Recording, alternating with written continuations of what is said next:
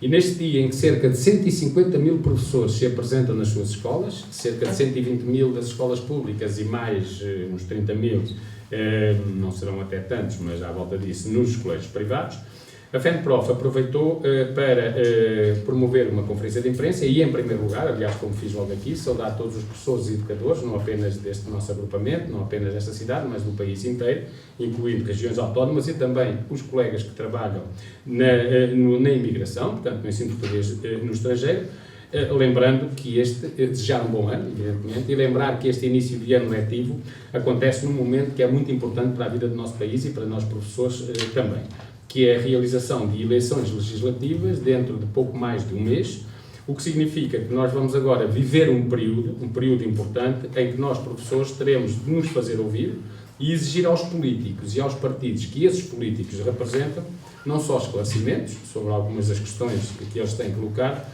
mas principalmente compromissos para o futuro que resultem em medidas concretas. Os problemas que afetam os professores e as escolas são conhecidos, muitos são velhos problemas e outros são problemas muito recentes. O mais recente de todos, aliás, desde ontem,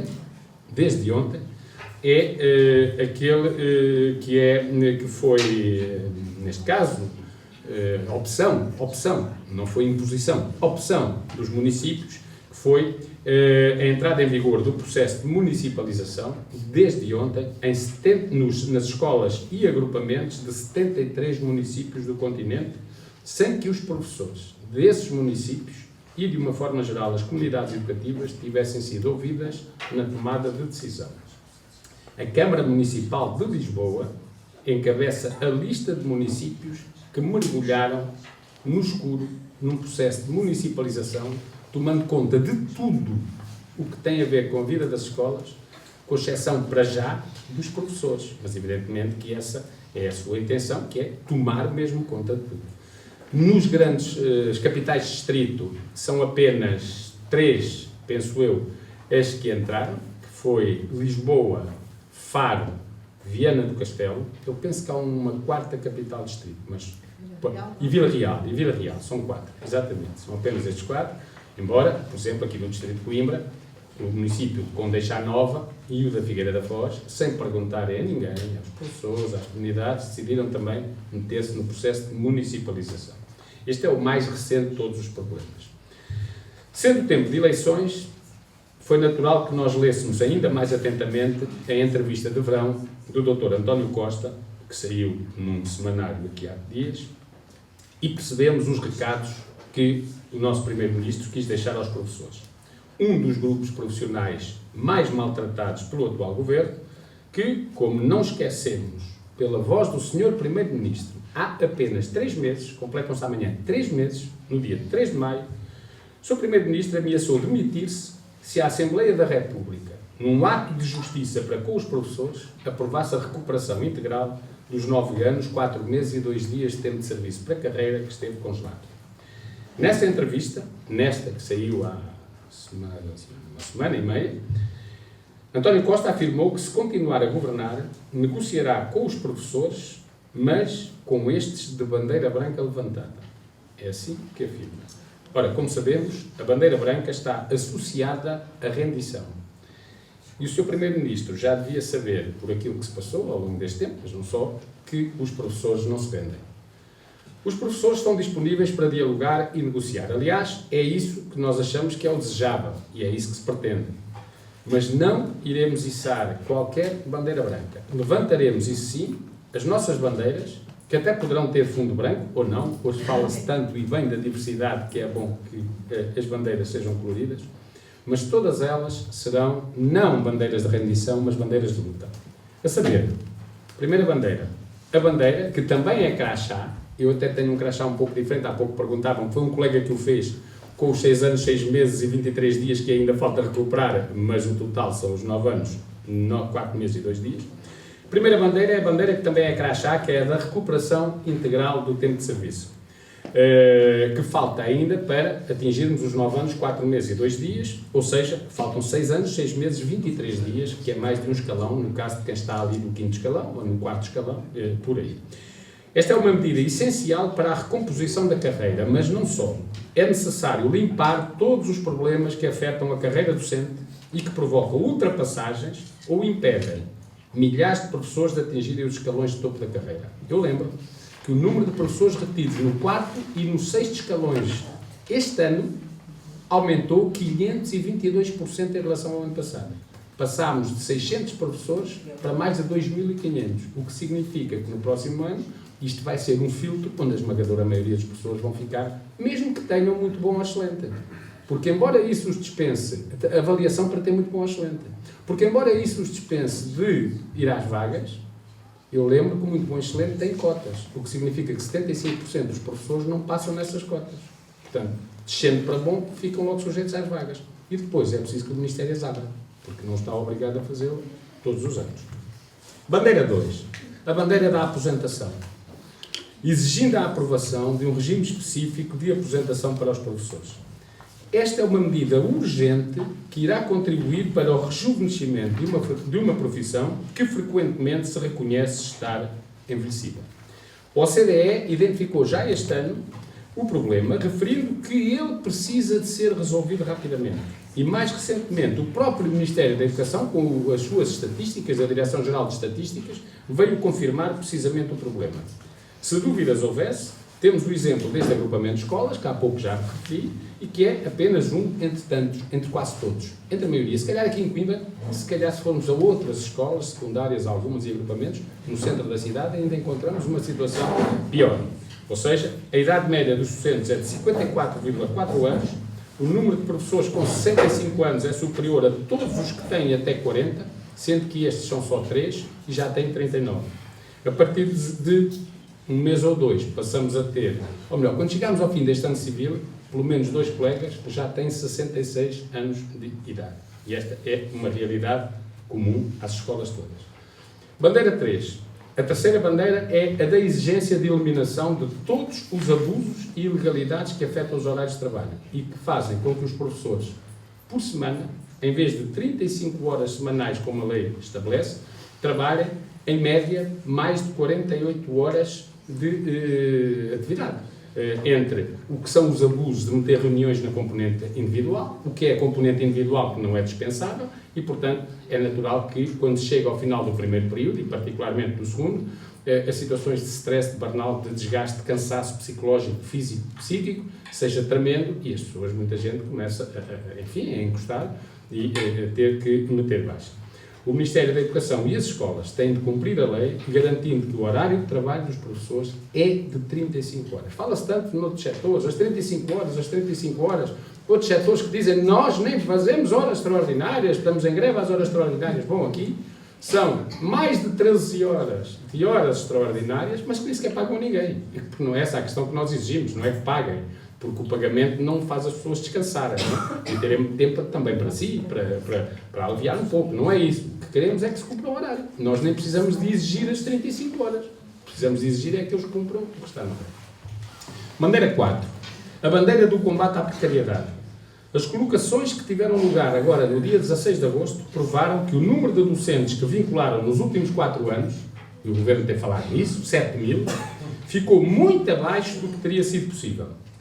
Para termos ideia, nestas colocações do dia 16 de agosto, mais de 15.000 professores, portanto 13.000 dos quadros de zona pedagógica e 2.100 por renovação de contrato, mais de 15.000 foram colocados nas escolas onde já se encontraram. Isto quer dizer, e a pergunta é, se as escolas têm necessidades permanentes que ficam de uns anos para os outros, porque é que as escolas então não podem abrir as vagas nos seus quadros e o Governo mantém os quadros subdimensionados com as pessoas a terem que andar a mudar sempre de escola? Ainda há dias o Dr. António Costa dizia temos que resolver esse problema porque as pessoas de 4 em 4 anos estão a mudar e as pessoas têm direito a ficar lá muito mais anos e têm. Abram as vagas de quadro. Agora, o que eles pretendem é outra coisa que nós não podemos deixar. É que a decisão sobre quem fica de uns anos para os outros não seja de um concurso, mas seja de um diretor. E veremos se depois do processo, por exemplo, de municipalização, ou nesses sítios, daqui a uns anos, em vez do diretor, até não temos um presidente de Câmara a dizer quem são os professores que querem no seu conselho.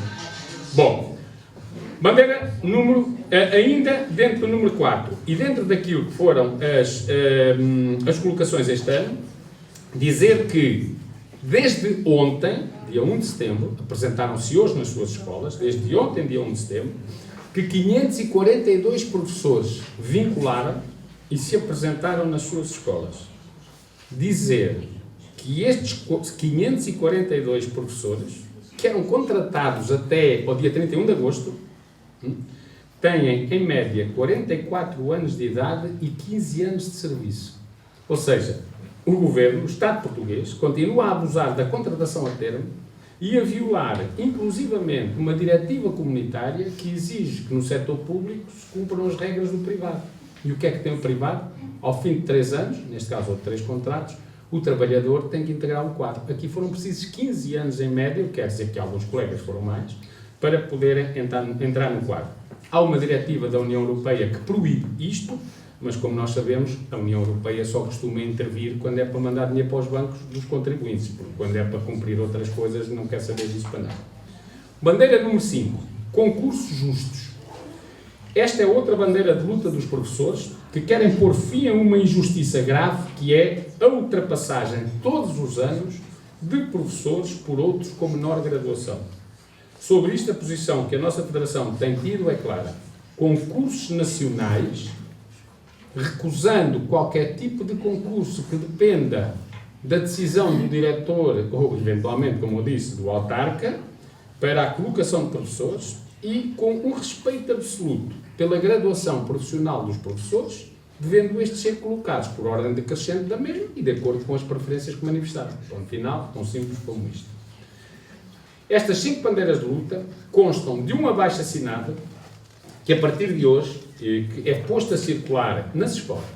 Este abaixo-assinado, com estas 5 questões, que é também uma petição, será entregue, o abaixo-assinado, ao Governo e a petição à Assembleia da República, aos partidos, que saírem das eleições de 6 de outubro. Para que fique logo claro, mal eles começam e não venham dizer depois que estamos a inventar coisas, fiquem logo claras as posições e reivindicações dos professores sobre a sua profissão e a necessidade de serem tomadas medidas que valorizem e melhorem as condições de trabalho dos professores nas escolas. Porém, os professores também lutam pela valorização da escola pública, ou não sejamos nós professores de escolas públicas, e por uma educação de qualidade. Razão porque levantaremos ainda outras bandeiras na nossa ação e na nossa luta, tais como bandeira 6, a bandeira da gestão democrática das escolas. Isto é fundamental. Se a escola não se organizar democraticamente, como formará cidadãos para o pleno exercício de uma cidadania democrática?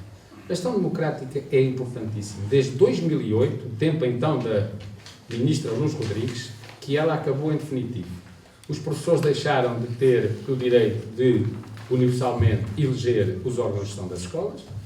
O órgão de gestão deixou de ser colegial e, portanto, nós defendemos que a gestão deve apontar ou deve assentar na colegialidade dos órgãos, deve assentar na universalidade do voto e deve assentar também em processos democráticos que levem à participação dos professores nas decisões, ou seja, não é que os professores serem apenas os executores do que é decidido, mas possam também opinar, dar opinião e ser decisivos naquilo que são as opções estratégicas das escolas. Bandeira 7, o combate à municipalização, que é um processo que terá difícil retorno e que porá em causa direitos como o da igualdade de oportunidades de todos os alunos, reduzirá a autonomia das escolas, abrindo portas às ingerências na sua organização interna e potenciará vias de privatização da escola pública. Foram 73, como já disse, os municípios que entraram já em 2019, mas a cumprir-se a lei que foi aprovada pelo Governo, os restantes terão que entrar em 2020 ou, em limite, os que não quiserem entrar em 2021. Dos 73 que entraram já, a esmagadora maioria é do partido do Governo, 50, o que indicia que há aqui um frete, pronto, que é feito da política, não é, para a entrada. Portanto, foram 50 do partido do Governo, como disse, de maioria, 20 do PSD, do partido maior da oposição, e 3 ditos independentes. Agora, como disse, esta é uma questão que, a não ser travada rapidamente, dentro de 2 anos estão lá as escolas todas. E é engraçado, porque há países que, tendo entrado num processo de municipalização, decidiram sair, porque perceberam o caminho errado que estavam a travar, e há países que entraram, mantiveram, o caso da Suécia, e que é hoje um dos piores sistemas educativos, nomeadamente a nível europeu. Portanto, os exemplos até existem e deveriam ser tidos em conta pelo próprio Governo. Claro que nestes 73 municípios nós iremos ter iniciativas com os colegas de contestação daquilo que possa vir a acontecer e, sobretudo, as ingerências que possam entrar nas escolas. Todos os funcionários passam desde já para os municípios, como se as direções das escolas, mais ou menos democráticas, não importa, não soubessem gerir funcionários. E não têm funcionários, sabem gerir. Os próprios apoios nas escolas, os profissionais, os técnicos especializados, psicólogos, terapeutas, etc., irão passar para os municípios, saindo das escolas. Portanto, nas escolas, praticamente, a única coisa que vai ficar para já são os professores, porque eles não fizeram essa guerra imediata. Mas é evidente que é isso que eles têm em mira, que é desresponsabilização completa, aliás, como acontece em outros países, em que são os municípios que gerem também os professores. Não é? Bandeira 8. A bandeira de uma verdadeira educação inclusiva, que deve traduzir-se no respeito por todas as diferenças, o que exige que as escolas sejam dotadas dos recursos adequados e não lhes sejam retirados, nomeadamente humanos, materiais e crédito de horas, para garantir a todas as crianças e a todos os jovens oportunidades semelhantes no acesso e sucesso escolar e educativo. O regime de educação inclusiva que vigora desde o ano passado nas escolas não trouxe nada de novo e não dá essa garantia, coisa que até poderá vir a agravar-se se de facto todos os técnicos que não são docentes, mas veremos ainda em relação às pessoas de apoio, todos os técnicos que são necessários para as respostas aos alunos que têm necessidades dos mesmos, passarem para os municípios. Veremos. Outras bandeiras serão içadas pelos professores ao longo do ano e da legislatura que se vai iniciar, agora em outubro, novembro, não é? Após as eleições, sendo este apenas alguns exemplos. Todas as questões constarão no caderno reivindicativo dos professores e educadores, que nós iremos aprovar sexta-feira, que não tem novidades, é com base naquilo que têm sido as posições dos professores e da FENPROF, na próxima sexta-feira, dia 6 de outubro, em reunião do Conselho Nacional da FENPROF. Sexta-feira, 6 de setembro, já estou um mês à frente, 6 de outubro, e que serão entregues ao novo, esse caderno reivindicativo será entregue ao novo Ministro da Educação, logo que ele tome posse, mas nós queremos aprová-lo já para que os partidos, ainda antes das eleições, o conheçam e possam, imediatamente, já começar também a pronunciar-se sobre o mesmo. Entretanto, no dia 5 de outubro, como acontece um pouco por todo o mundo, é Dia Mundial do Professor, nós iremos convidar todos os professores, dizer a todos os colegas, convidar e mais que convidar, mobilizar, para assinalarmos na rua esse dia. É muito importante. É o Dia Mundial do Professor. É véspera de eleições. Bom, mas as eleições são marcadas para uma determinada data. O Dia Mundial dos Professores é o dia a nível mundial, que é da Unesco, que é um dia comum pela Unesco, decidido pela Unesco, pela OIT, pela Internacional de Educação, portanto é aquele dia, e nós iremos estar numa manifestação nacional em Lisboa, pedindo a todos os colegas que estejam presentes. E porquê é que é importante até? Porque há eleições no dia seguinte, nós não nos vamos pronunciar sobre isso, nem podemos, nem seria autorizado, porque é o dia que não tem pronunciamentos, mas iremos dizer quais são as coisas que queremos do futuro governo. E é bom que na véspera das eleições os partidos percebam, eles estão aqui todos, olha, e portanto, para que tenham que dar resposta e para perceberem que os professores não baixam os braços nem levantam madeira branca nenhuma. E portanto, dia 5 de outubro, teremos a manifestação nacional, já estava marcada há muito tempo, ainda antes aliás, ainda no ano passado não houve eleições nenhumas, mas nós já estivemos em Lisboa, no dia 5 de outubro, e estaremos novamente, e portanto, convidando todos os colegas para estarem presentes. Bandeira 9 e última bandeira que nós levantamos e que, tendo a cor branca, porque a diversidade não exclui o branco, tem, no entanto, assinalado também a bandeira da FENPROF e dos seus sindicatos, sendo que a FENPROF é, com orgulho e por via dos seus sindicatos, a mais representativa organização sindical de docentes em Portugal, representando em negociação e na luta a esmagadora maioria dos professores e educadores. E como os professores e educadores sabem, porque também nos conhecem, porque não somos como outros nem advogados, nem profissionais de qualquer outra coisa que estão aqui nos sindicatos de professores. Não somos professores.